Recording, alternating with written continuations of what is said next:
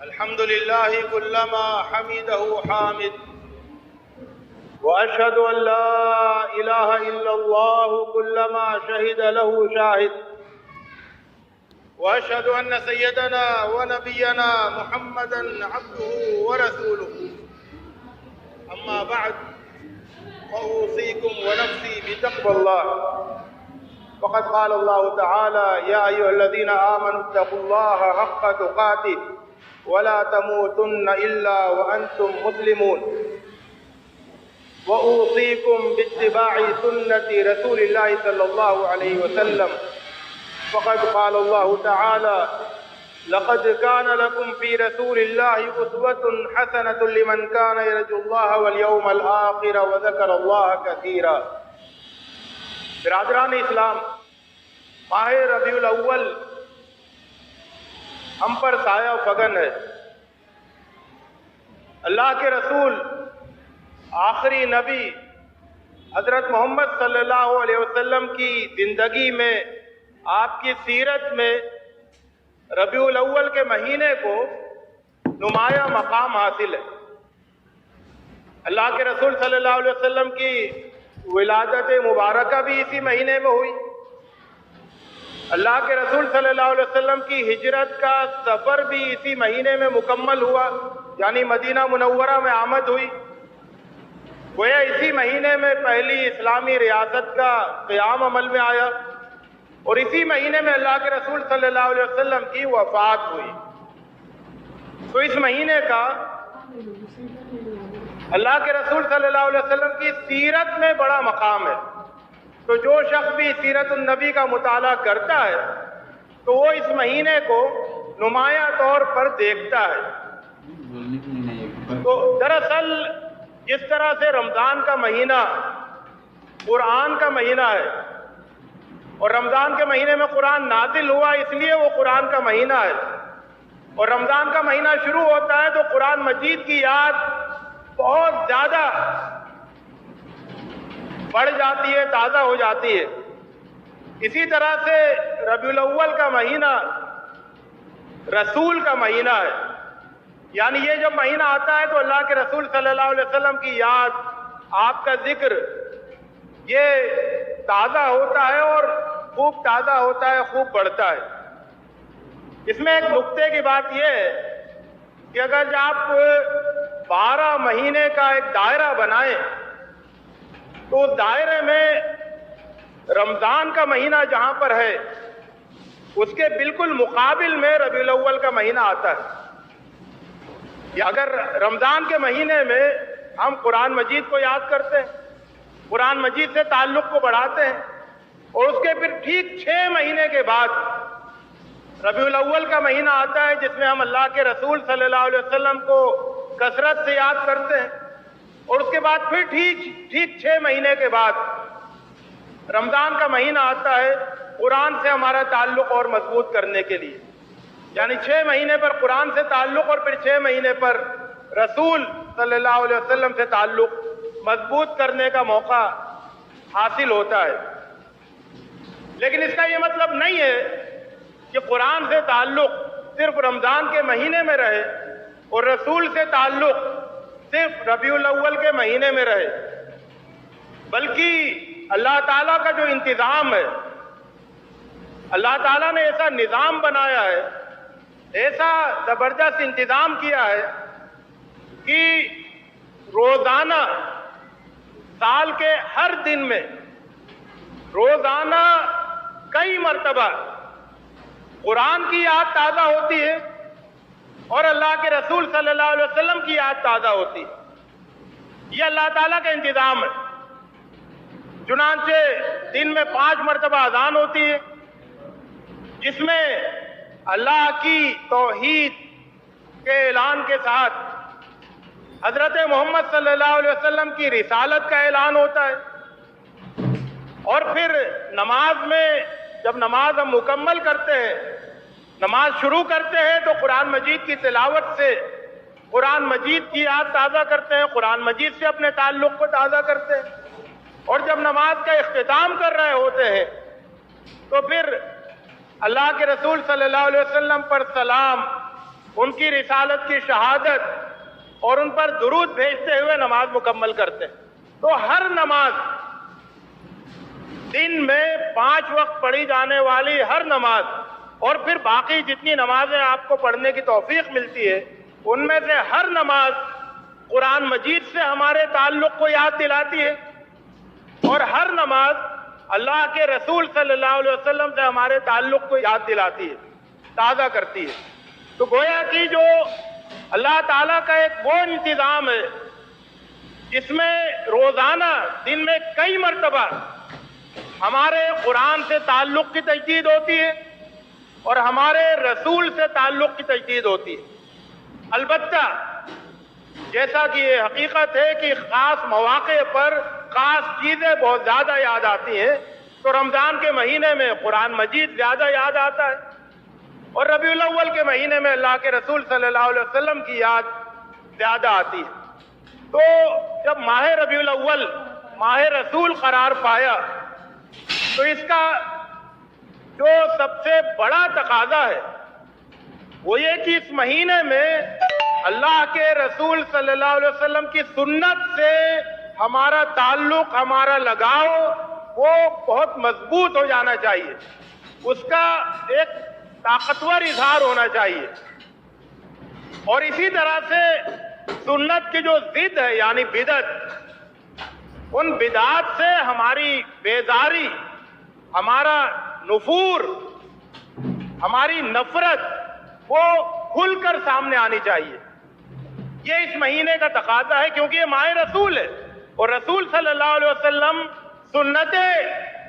جاری کرنے آئے تھے، وہ بدعتیں جاری۔ اس مہینے میں سنتوں سے تعلق کا اظہار ہونا چاہیے، سنتوں کی تجدید ہونی چاہیے اور بدعتوں سے بیزاری کا اظہار ہونا چاہیے۔ یہ بہت بڑا المیہ ہے، انتہائی افسوسناک صورتحال ہے کہ خاص اس مہینے میں، اور وہ بھی اللہ کے رسول صلی اللہ علیہ وسلم سے محبت کے حوالے سے، بدعتوں کا سب سے زیادہ مظاہرہ ہوتا ہے اور سال بسال اس میں اضافہ ہوتا چلا جا رہا ہے، اور وہ بدعتیں بہت ہی غلط رخ اختیار کرتی جا رہی ہیں۔ اس مرتبہ جو لوگ سوشل میڈیا پہ دیکھ رہے ہیں وہ اچھی طرح سے جانتے ہیں کہ عید میلاد النبی کے جلوسوں میں اس مرتبہ جو حرکتیں سوشل میڈیا میں سامنے آئی ہیں، ممکن ہے کہ وہ پہلے ہوتی ہوں لیکن سوشل میڈیا میں نہیں آتی ہوں، لیکن سوشل میڈیا میں جو حرکتیں سامنے آ رہی ہیں، جو مناظر سامنے آ رہے ہیں، وہ شرمندہ کرنے والے ہیں، بہت ہی افسوسناک ہے۔ اللہ کے رسول صلی اللہ علیہ وسلم کی سنت، اللہ کے رسول صلی اللہ علیہ وسلم کے مشن سے سیدھے سیدھے ٹکرانے والے ہیں۔ تو یہ اس مہینے کی بے حرمتی ہے، یہ اس مہینے میں اللہ کے رسول صلی اللہ علیہ وسلم سے تعلق کی بے حرمتی ہے۔ اس مہینے کا تقاضا تو یہ ہے کہ اللہ کے رسول صلی اللہ علیہ وسلم کی سنتوں کی جستجو کی جائے، ان سے تعلق کی تجدید کی جائے اور ان سے اپنے تعلق کو مضبوط کیا جائے، اور بدعتوں سے برات کا، بیزاری کا اعلان کیا جائے، کیونکہ جب ایک سنت، جہاں ایک بدعت داخل ہوتی ہے وہاں سے ایک سنت اٹھ جاتی ہے، یہ اصولی بات ہے۔ حضرات، جب ہم یہ کہتے ہیں کہ اس مہینے میں اللہ کے رسول صلی اللہ علیہ وسلم کی سنتوں سے ہمارا تعلق مضبوط ہونا چاہیے، تو اس کا کیا مطلب ہے؟ امت رسول کا سنت رسول سے اس وقت کیا تعلق ہے، اس کا صحیح جائزہ لینے کی ضرورت ہے۔ حقیقت یہ ہے کہ ہم نے سنت رسول سے اپنے تعلق کو بہت محدود کر دیا ہے، سنت کے تصور ہی کو بہت سکیڑ کے رکھ دیا ہے۔ تو چنانچہ امت میں فرقے بنتے ہیں سنت کے حوالے سے، اللہ کے رسول صلی اللہ علیہ وسلم کے تعلق سے کے حوالہ دے کر امت میں فرقہ بندیاں ہوتی ہیں، لیکن اس میں بھی جن سنتوں کی بنیاد پر فرقہ بندیاں ہوتی ہیں وہ حقیقی سنتیں نہیں ہیں جن کے لیے اللہ کے رسول صلی اللہ علیہ وسلم مبعوث ہوئے تھے، جو اللہ کے رسول صلی اللہ علیہ وسلم کا مشن تھا، جو اللہ کے رسول صلی اللہ علیہ وسلم کا امتیاز تھا، وہ سنتیں نہیں ہوتی ہیں جن سے ایک زندگی بدل جاتی ہے، وہ سنتیں نہیں ہوتی ہیں، بلکہ وہ سنتیں ہوتی ہیں جن کی دین میں بہت ہی فروعی درجے کی، مائنر درجے کی اہمیت ہے۔ اصل سنتیں کیا ہیں؟ واقعہ یہ ہے کہ پوری امت نے جو سنت کے نام پر جھگڑتی ہے، فرقہ بندی کرتی ہے، آپس میں لڑتی ہے، اس پوری امت نے اللہ کے رسول صلی اللہ علیہ وسلم کی عظیم ترین سنتوں سے غفلت برتنے پر اتفاق کر لیا ہے۔ اگر امت کا اتحاد ہے کسی بات پر، اتفاق ہے کسی بات پر عملاً، تو وہ اللہ کے رسول صلی اللہ علیہ وسلم کی عظیم ترین سنتوں سے غفلت برتنے پر ہے۔ وہ عظیم ترین سنتیں کیا ہے؟ وہ ہے جو اللہ کے رسول صلی اللہ علیہ وسلم کی اصل پہچان ہے، جنہیں قرآن مجید میں محفوظ کر دیا گیا ہے، جن کو جاری کرنے کے لیے، جن کو پیش کرنے کے لیے اللہ کے رسول صلی اللہ علیہ وسلم اس دنیا میں تشریف لائے تھے۔ چنانچہ قرآن مجید بتاتا ہے، قرآن مجید کہتا ہے اللہ کے رسول صلی اللہ علیہ وسلم کی سنتوں کو بیان کرتے ہوئے، وَإِنَّكَ لَعَلَىٰ خُلُقٍ عَظِيمٍ، بے شک آپ خلق عظیم، عظیم اخلاق کے حامل ہیں، عظیم اخلاق کا پیکر ہیں۔ آپ مجھے بتائیے کہ کیا امت مسلمہ میں کوئی ایسا فرقہ ہے، کوئی ایسا مسلک ہے، کوئی ایسا علاقہ ہے، کوئی ایسا محلہ ہے، کوئی ایسی چھوٹی سی آبادی ہے، کوئی ایسا خاندان ہے جس نے یہ فیصلہ کر لیا ہو کہ اللہ کے رسول صلی اللہ علیہ وسلم کی جو سنت ہے وَإِنَّكَ لَعَلَىٰ خُلُقٍ عَظِيمٍ، یہ ہماری پہچان بنے گی؟ کوئی مسلم بازار ایسا ہو جس میں لوگ یہ طے کر لیں کہ اللہ کے رسول صلی اللہ علیہ وسلم صادق اور امین تھے، تو یہ بازار صدق و امانت کا نمونہ پیش کرے گا۔ صدق و امانت کے، سچائی اور امانت داری، دیانت داری کے معاملے میں کیا مسلمانوں کے بازاروں میں اور دوسرے بازاروں میں کوئی فرق پایا جاتا ہے؟ تو یہ ہے اللہ کے رسول صلی اللہ علیہ وسلم کی ایک عظیم سنت کے ساتھ ہمارا تعامل۔ کوئی ایک فرد یہ طے کر لے اس مہینے میں کہ وَإِنَّكَ لَعَلَىٰ خُلُقٍ عَظِيمٍ، یہ اب میری زندگی کا شعار بن جائے گا، میں سب کے ساتھ بہترین اخلاق کے ساتھ پیش آؤں گا۔ انفرادی اخلاق، اجتماعی اخلاق۔ اسی طرح اللہ کے رسول صلی اللہ علیہ وسلم کی ایک عظیم سنت جسے قرآن مجید میں بیان فرمایا گیا کہ وَمَا أَرْسَلْنَاكَ إِلَّا رَحْمَةً لِّلْعَالَمِينَ، ہم نے آپ کو سارے انسانوں کے لیے رحمت بنا کر بھیجا۔ تو رحمت، انسانوں کے لیے رحمت، بڑے چھوٹوں کے لیے رحمت بن جائے، شوہر بیوی کے لیے، بیوی شوہر کے لیے رحمت بن جائے، باپ اپنے بچوں کے لیے رحمت بن جائے، بچے اپنے بوڑھے بزرگوں کے لیے رحمت بن جائیں، لوگ اپنے پڑوسیوں کے لیے رحمت بن جائیں، طاقتور کمزوروں کے لیے رحمت بن جائیں، دولت مند غریبوں کے لیے رحمت بن جائیں، ایک رحمت کا ماحول ہو، ہر ایک دوسرے پر ایک رحمت کا سایہ کرنے کے لیے تیار ہو جائے۔ تو رسول کی اگر رحمت للعالمین تھے تو ان کی اس امت کو بھی رحمت للعالمین ہونا چاہیے، امت کے ہر فرد کو رحمت للعالمین ہونا چاہیے۔ اسی طرح اللہ کے رسول صلی اللہ علیہ وسلم کی ایک اور سنت، وہ انسانوں کے لیے درد مندی، انسانوں کے لیے فکر مندی کی وہ ہدایت پا جائیں، اس کے لیے بے چینی، بے تابی۔ فرمایا فَلَعَلَّكَ بَاخِعٌ نَفْسَكَ عَلَىٰ آثَارِهِمْ إِن لَّمْ يُؤْمِنُوا بِهَٰذَا الْحَدِيثِ أَسَفًا، یہ ایسا محسوس ہوتا ہے کہ آپ اپنے آپ کو ہلاک کر دیں گے ان کے پیچھے، اس غم میں کہ وہ ایمان نہیں لاتے۔ تو یہ فکر مندی، یہ درد مندی انسانوں کے لیے کہ انسان ہلاکت کی طرف بھاگے جا رہے ہیں، تباہی کی طرف جا رہے ہیں، اپنی دنیا برباد کر رہے ہیں، اپنی آخرت تباہ کر رہے ہیں۔ بچاؤ ان کو، سمجھاؤ ان کو، ان تک ہدایت پہنچاؤ۔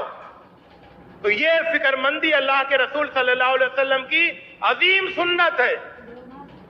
اس سنت کو اختیار کرنے کا فیصلہ کرنا چاہیے۔ اسی طرح سے ایک اور سنت کا تذکرہ ہے قرآن مجید میں، فرمایا فَبِمَا رَحْمَةٍ مِّنَ اللَّهِ لِنتَ لَهُمْ،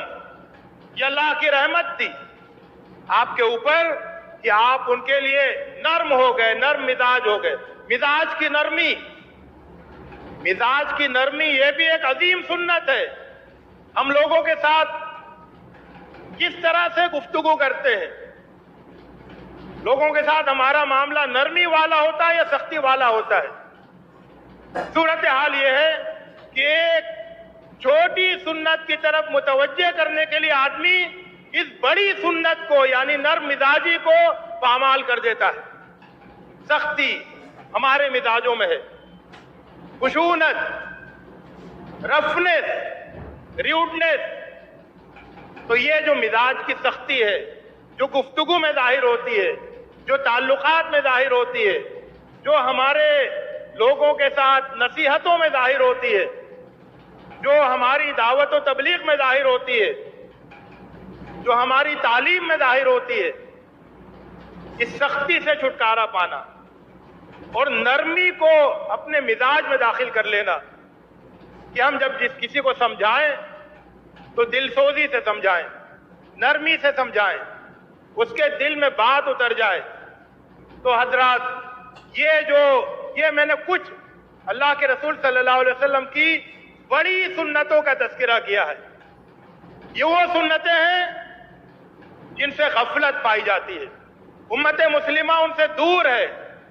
مسلمانوں کی زندگی میں وہ نظر نہیں آتی ہیں۔ تو آج ضرورت اس بات کی ہے کہ اس ماہ ربیع الاول میں اللہ کے رسول صلی اللہ علیہ وسلم سے اپنے تعلق کی تجدید کرتے ہوئے ہم یہ فیصلہ کریں کہ اللہ کے رسول صلی اللہ علیہ وسلم کی بعثت کا جو مشن تھا وہ مشن ہماری زندگی کا ہوگا۔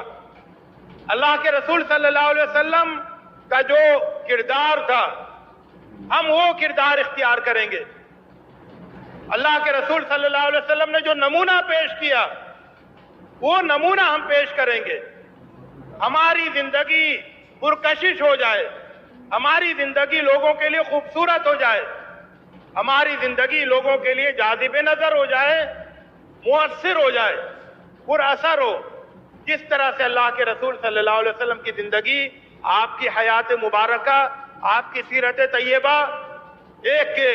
روشن چاند کی طرح سے تھی کہ جس کو دیکھ کے دل نہیں بھرتا تھا، کہ جس سے روشنی حاصل ہوتی تھی۔ اللہ تعالی ہمیں توفیق دے کہ ہم سچے محب رسول، سچے متبع رسول اور رسول اللہ صلی اللہ علیہ وسلم کے حقیقی امتی بنے، ان کے نقش قدم پر، آپ کے نقش قدم پر، آپ کے راستے پر چلنے والے بنے۔ ہماری زندگی کا مقصد، ہماری زندگی کا مشن، ہماری زندگی کا انداز، ہمارا لائف اسٹائل، ہماری زندگی کے سارے طریقے وہ ویسے ہی ہو جائیں جیسے کہ اللہ کے رسول صلی اللہ علیہ وسلم نے سکھائے تھے اور کر کے دکھائے تھے۔ اللہ رب العزت ہمیں اس کی توفیق دے۔ اقول قولی ھذا واستغفر اللہ لی ولکم اجمعین واستغفروہ انہ هو الغفور الرحیم۔